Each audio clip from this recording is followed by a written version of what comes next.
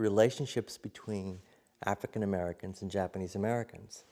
In the workshop process, for me, the idea is to really explore what that is. What is the truth of those moments and in the scenes? I do know about you. You don't know about me.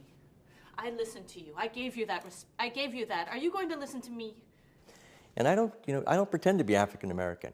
I'm a Japanese American writer who tries his best, who does his homework, but in the end also has to rely on my actors. All you folks should have never been took to them camps, and you never should have been put in that Tule Lake place. I don't even have to know what you did. I understand. After the War focuses in part on a friendship between Chet and Earl. It's a strong friendship, and it's a friendship built on they think that each other understands each other. The African-American man, Earl, says, you know what it's like to be marginalized. And at the same time, Chet looks at Earl and thinks, in the world of jazz, African-Americans create the music, and he's felt comfortable with them. He trusts them. The African-Americans let him play with them. And they both feel, ultimately, naively, that's enough to build a friendship. That's the way America should be. Earl, stop it! Stop it! Don't you hurt Mary Louise! Nobody hit my sister! By the end of the play, again, this is 1948, with all the forces happening around them for African Americans at that time and for Japanese Americans, they ultimately find that they can't be friends. 3 years they lock you up. And now you standing there defending that white boy over me? It's got nothing to do with race. It's all got to do with race. Everything is about race. That as much as they want to, on one level, their ability to understand their social conditions is not there yet. An ability to look beyond and understand that the world is beyond black and white, that there are other dynamics happening. Look at me, Earl. I'm standing right here. Can't you see me?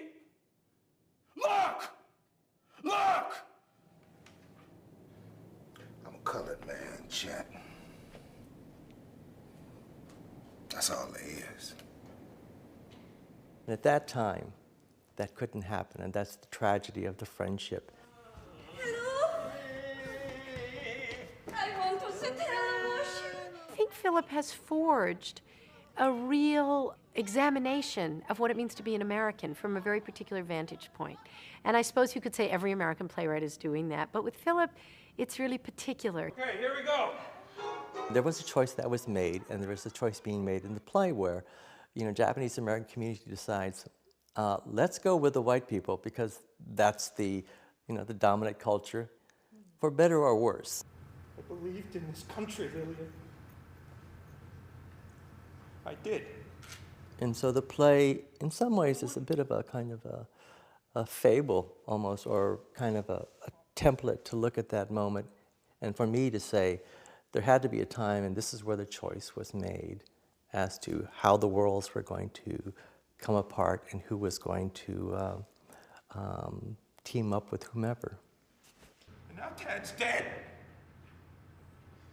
This country thinks I'm a criminal. My own people think I'm a traitor. You stood up for something, Chester.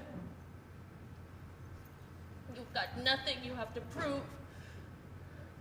You've got nothing you have to earn to belong here.